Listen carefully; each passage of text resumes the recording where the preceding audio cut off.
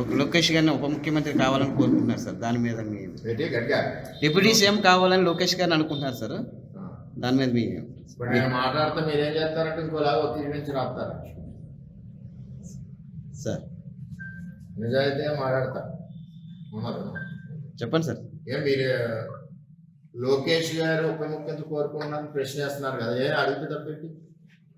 ఇవాళ పొలిటికల్ రాజకీయ పార్టీలు ఎలా ఉంటాయంటే, నిన్న కాక మొన్న జగన్మోహన్ రెడ్డి ఓడిపోయాడు, సీఎం సీఎం సీఎం అంటున్నారు లేదా? మన దగ్గరికి వచ్చాడు జగన్మోహన్ రెడ్డి ఓడిపోయిన నెలకో 2 నెలలకు వరదలకు. మరి సీఎం సీఎం అనలేదా రవణకపేటలో? అక్కడ అన్నారు లేదా? అంటే ఆ పార్టీలో ఉన్న కార్యకర్తల కోరిక ఎలా ఉంటుందంటే, వెంటనే చంద్రబాబు నాయుడు దింపేసి జగన్మోహన్ రెడ్డి ఎక్కించాలని ఉంటాడు. అంటే ఆ పార్టీలో వాళ్ళ ఇంట్రెస్ట్, వాళ్ళ మనోభావం, వాళ్ళ కసి. అలాగే జనసేన ఉంది, మళ్ళీ కళ్యాణ్ గారు సీఎం కావాలని అడగరు ఆ కార్యకర్తలు. అది కూడా ఎప్పుడు అవ్వాలి అన్నది ఒక ఆలోచనతో ఆ కార్యకర్తలు పనిచేస్తూ ఉంటారు. అలాగే తెలుగుదేశం పార్టీ ప్రతిపక్షంలో ఉన్నాం, చంద్రబాబు నాయుడు సీఎం సీఎం అనేవారు కాదా? లోకేష్ పాదయాత్రలో సీఎం సీఎం అనేవారు కాదా?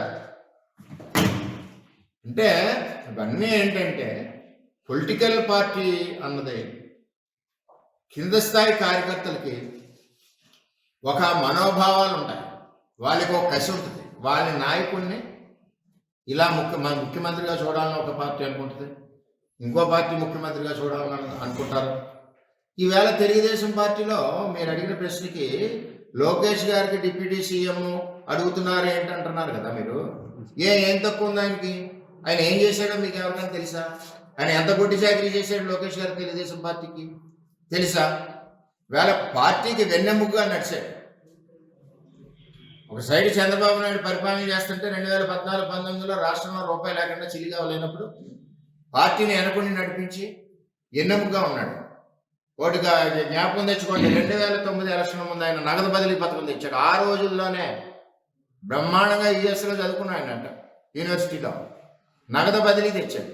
ఆ నగదు బదిలీ అప్పులు ఇంప్లిమెంట్ అయి ఉంటే ఇవాళ పీడిఎస్బిఎస్ స్కామ్ లేదు. అలాగే మొట్టమొదటిసారిగా 50 లక్షలు మెంబర్షిప్ చేశాడు, ఆన్లైన్ మెంబర్షిప్. మొట్టమొదటిసారిగా నారా లోకేష్ ఈ ప్రపంచంలోనే పొలిటికల్ పార్టీలకి ఏదికి ఇన్సూరెన్స్ లేని సమయంలో మొట్టమొదటి ఇన్సూరెన్స్ కార్యకర్తగా ఉండాలని చెప్పి పెట్టిన నాయకుడు లోకేష్ గారు. దాన్ని చూసి ఇవాళ అన్ని పార్టీలు ఫాలో అవుతున్నాయి, నేషనల్ పార్టీలు కూడా.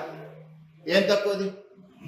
నెక్స్ట్ పంచాయతీరాజ్ శాఖ మంత్రిగా లోకేష్ గారు పనిచేశాడు. ఇవాళ రాష్ట్రంలో 75% రోడ్లు వేసాం. అప్పుడు మన పిఠాపురాన్ని 75% రోడ్లు వేసాం. ఏం తక్కువ చేసాడు అంటున్నాను నేను. నారా లోకేష్ గురించి ఇబ్బంది పడ్డాను. తర్వాత ఐటీ సెక్టర్ బ్రహ్మాండంగా డెవలప్ చేశాడు, ఐటీ సెక్టర్. నెక్స్ట్ ప్రభుత్వం ఓడిపోయింది. ఈవేళ నాయకులు ఎవరైనా కష్టం ఉన్నా సుఖం ఉన్నా పొలిటికల్గా ఎలా ఉన్నా కలిసిది ఎవరిని? నారా లోకేష్. సపోర్ట్ ఇచ్చేది ఎవడు? నారా లోకేష్. అటువంటిది ప్రభుత్వం పోయింది, అయిపోయింది. తెలుగుదేశం పార్టీ పని అయిపోయింది అన్నాడు జగన్మోహన్ రెడ్డి. ఎందుకు పని చేయలేదు? చంద్రబాబు నాయుడు పని అయిపోయింది అన్నారు, వయసు అయిపోయింది అన్నారు. ఏం వయసు అయిపోయింది? చంద్రబాబు నాయుడు 100 సంవత్సరాలు ఉంటాడు భగవంతుడు ఆశీస్సులతో. ఆయన ఆరోగ్యం మీకు ఎవరికి తెలియదు, ఆయన కష్టపడే విధానం ఎవరికి తెలియదు.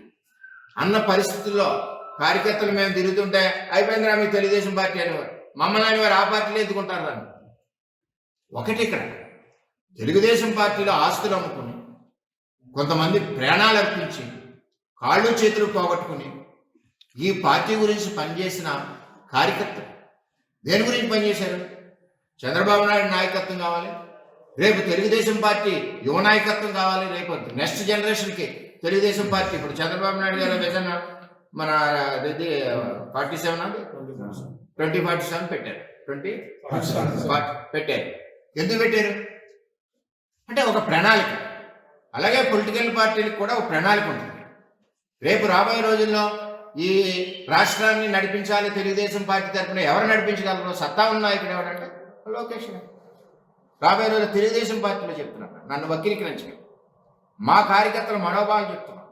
ఈవేళ 1 కోటి మంది కార్యకర్తలు ఉన్నారు తెలుగుదేశం పార్టీలో, నారా లోకేష్ నాయకత్వంలో చేసిన మెంబర్షిప్లో. 1 కోటి మంది కాదు, రాష్ట్రంలో ఉన్న తెలుగుదేశం పార్టీ అందరూ కూడా కోరుకుంటున్నారు డిప్యూటీ సీఎం అమ్మ. పొలిటికల్ పార్టీస్ ఎప్పుడు కూడా మనుగడ సాధించాలన్నా, పార్టీ బలపడాలన్నా కార్యకర్తల మాట విన్నారు. ప్రభుత్వం ఓడిపోయింది. ఇలాగ అందరూ కూడా విమర్శిస్తున్నారు, చిన్నబుస్తున్నారు, కించపరుస్తున్నారు, ముఖం మీద మాట్లాడుతున్నారు, చంద్రబాబు నాయుడుని తిడుతున్నారు, లోకేష్ని తిడుతున్నారు, మేడంని తిడుతున్నారు. ఇన్ని బూతులు తిట్టిన నాయకత్వం కార్యకర్తలు అలా బరాయించి నా సమయంలో నారా లోకేష్ యోగాలం పాదయాత్ర మొదలుపెట్టాడు. ఎవరండి పార్టీ కోసం 3000 కిలోమీటర్లు త్యాగం చేసింది? 3000 కిలోమీటర్ల నారా లోకేష్ యోగాలం పాదయాత్ర మొదలెడితే రాష్ట్రం ఒక్కసారి చీమల దండుగా ఉప్పొంగింది. కార్యకర్తల రోమాలు నిక్కబడిచాయి. కార్యకర్త గుండెల్లో ధైర్యం నింపాడు, ప్రజలకి నమ్మకం కలిగించాడు. అబ్బా, తెలుగుదేశం పార్టీ నాయకత్వం ఒక యువకుడిని ఇచ్చింది. ఈ యువకుడి సారథ్యంలో మన కుటుంబాలన్నీ కూడా క్షేమంగా ఉంటాయి.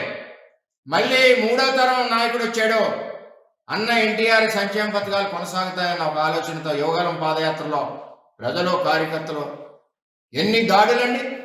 చిత్తూరులో దాడి, భీమవరంలో దాడులు, ఎక్కడికక్కడ దాడులు, రాళ్ళు, గూండాలు, పోలీసులు అందరూ తిరగబడి ఆపాలను చూసిన కార్యకర్తల భుజాల మీద, అదేవిధంగా లోకేష్ గారు ధైర్యంగా ఎన్ని వచ్చినా సరే పద ఉంటా పోతా అని చెప్పి యోగలం పాదయాత్రతో తెలుగుదేశం పార్టీ పునాదులు బలైపడ్డమే కాకుండా ఉవ్వెత్తున లెగుస్తుంది తెలుగుదేశం పార్టీ అన్న ఆలోచన ప్రజల్లో రావడానికి కారణం నారా లోకేష్ యొక్క యోగలం పాదయాత్ర.